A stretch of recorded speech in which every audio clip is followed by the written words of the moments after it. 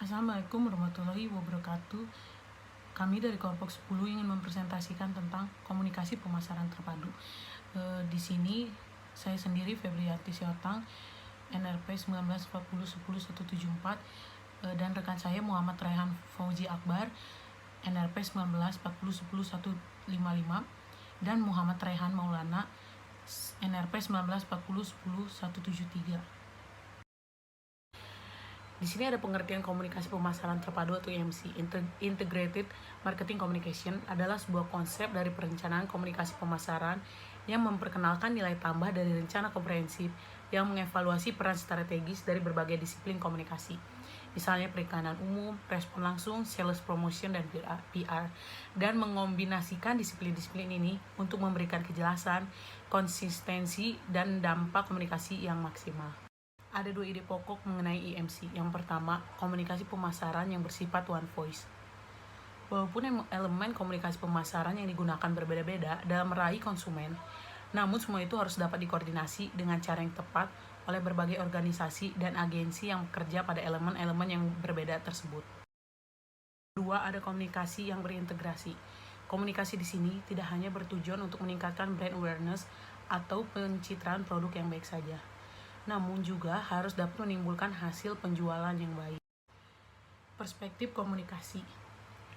Fondasi yang penting dari IMC merupakan komunikasi, pengiriman, dan penerimaan pesan.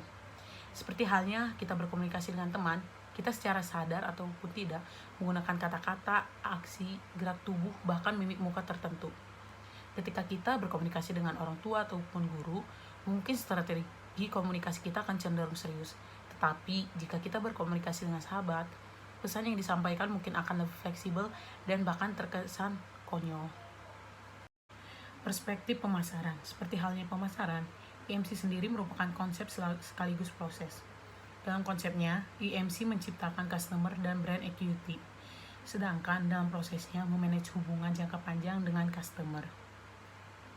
Dalam IMC, kita memadukan fungsi-fungsi pemasaran seperti advertising, personal selling, sales promotion, PR, dan sebagainya, guna menciptakan dan memelihara suatu brand relationship.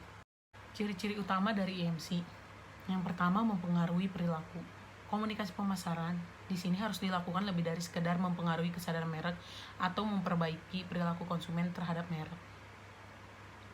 Yang kedua, berawal dari pelanggan dan calon pelanggan. Ciri ini diawali dari pelanggan atau calon pelanggan, kemudian berbalik kepada komunikator merek untuk menentukan metode yang paling tepat dan efektif dalam mengembangkan komunikasi persuasif. Yang ketiga, ada menciptakan sinergi. Semua elemen komunikasi termasuk iklan, tempat pembelian, promosi, event, dan lain-lain harus berbicara dengan satu suara. Dan yang keempat, menjalin hubungan. Ciri ini adalah kepercayaan bahwa pemasaran yang sukses membutuhkan terjalinnya hubungan antara merek dan pelanggannya. Dan yang terakhir, menggunakan seluruh bentuk kontak. Ciri ini adalah menggunakan seluruh bentuk komunikasi dan seluruh kontak yang menghubungkan merek sebagai jalur penyampaian pesan yang potensial. Assalamualaikum warahmatullahi wabarakatuh. Saya di sini akan melanjutkan presentasi dari Febri. Saya akan menjelaskan tentang dasar-dasar pemasaran. Yang pertama ada komunikasi produk. Produk merupakan simbol yang memberikan isyarat-isyarat komunikasi yang penting kepada konsumen. Melalui simbol-simbolnya, produk mengkomunikasikan makna-makna dan membantu konsumen dalam mengekspresikan gaya hidupnya. Lalu yang kedua ada komunikasi harga. Harga sebuah produk bukan semata-mata rasio pertukaran, yaitu sejumlah uang yang dibayarkan oleh pembeli kepada penjual untuk sebuah produk, melainkan upaya representasi produk. Lalu ada komunikasi tempat, menjelaskan bahwa tempat atau retail store bukan semata-mata saluran distribusi di mana sebuah produk ditempatkan agar mudah dijangkau konsumen. Lalu yang keempat, ada komunikasi promosi, merupakan upaya terintegrasi dalam mempengaruhi konsumen agar berpartisipasi dalam proses pertukaran yang ditawarkan melalui alat-alat promosi. Lalu ada konsep komunikasi pemasaran terpadu. Yang pertama ada direct marketing, lalu sales promotion, public relation, personal selling,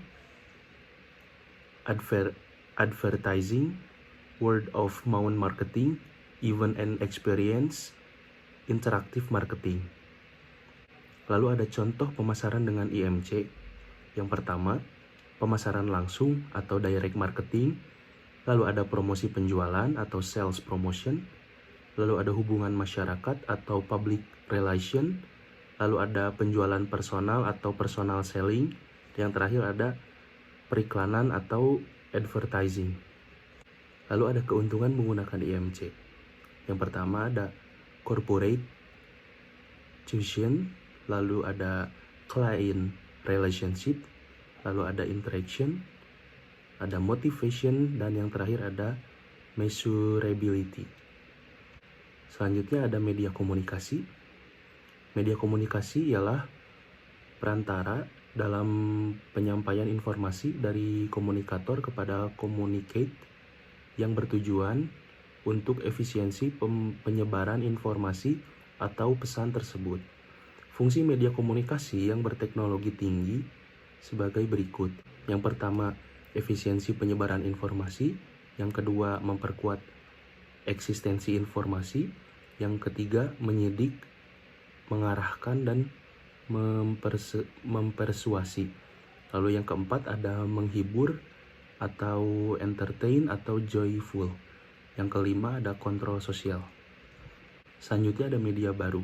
Media baru adalah istilah yang dimaksudkan untuk mencakup kemunculan digital, komputer, atau jaringan teknologi informasi dan komunikasi di akhir abad ke-20. Sebagian besar teknologi yang digambarkan sebagai media baru dan digital seringkali memiliki karakteristik dapat dimanipulasi, bersifat jaringan, padat, mampat, interaktif, dan tidak memihak. Selanjutnya akan dilanjutkan oleh Raihan Maulana. Assalamualaikum warahmatullahi wabarakatuh. Di sini saya akan melanjutkan apa yang sudah dibahas oleh Muhammad Raihan Fauzi Akbar. Di sini saya akan mempresentasikan tentang mengumpulkan pelanggan melalui media sosial. Bagaimana melaluinya? Tentu kita harus membuat akun untuk perusahaan. Lalu di Facebook atau Instagram bisa memanfaatkan feeds dan story, di mana kita dapat mengirim catatan, foto-foto, atau video. Setelah ini dibuat, undanglah pelanggan untuk menjadi followers.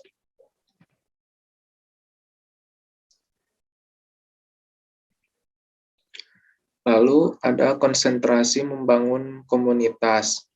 Pelanggan biasanya datang kembali ke jaringan sosial karena mereka memperoleh informasi terbaru yang eksklusif. Jangan bombardir dengan hard selling, tetapi terus edukasi pelanggan dengan informasi-informasi baru. Ada strategi komunikasi pemasaran terpadu atau yang disebut IMC. Pada bagian inilah penulis akan menjelaskan mengenai strategi komunikasi pemasaran terpadu. Strategi merupakan rencana cermat dan sistematis mengenai suatu kegiatan untuk mencapai sasaran khusus.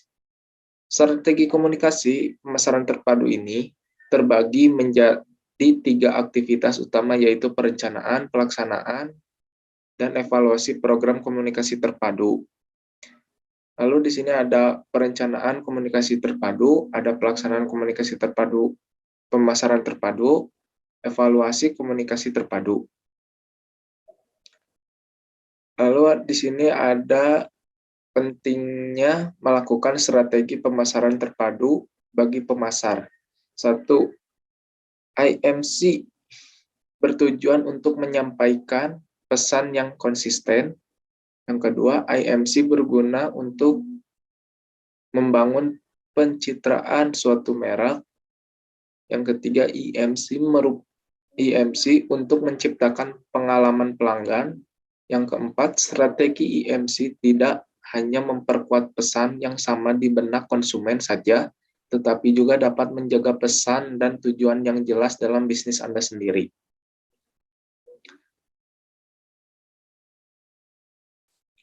Lalu mengenal konsep AIDA untuk IMC. Untuk menerapkan Integrated Marketing Communication lebih jauh, perlu juga mengenal model AIDA. Menurut Smart Inc, AIDA merupakan salah satu model pemasar dasar yang penting di dunia bisnis dan pemasaran. Yang pertama ada awareness atau perhatian, interest, ketertarikan, action, tindakan. Makasih. Cukup sekian dari kelompok kami. Bila ada kekurangan, mohon maaf. Assalamualaikum warahmatullahi wabarakatuh.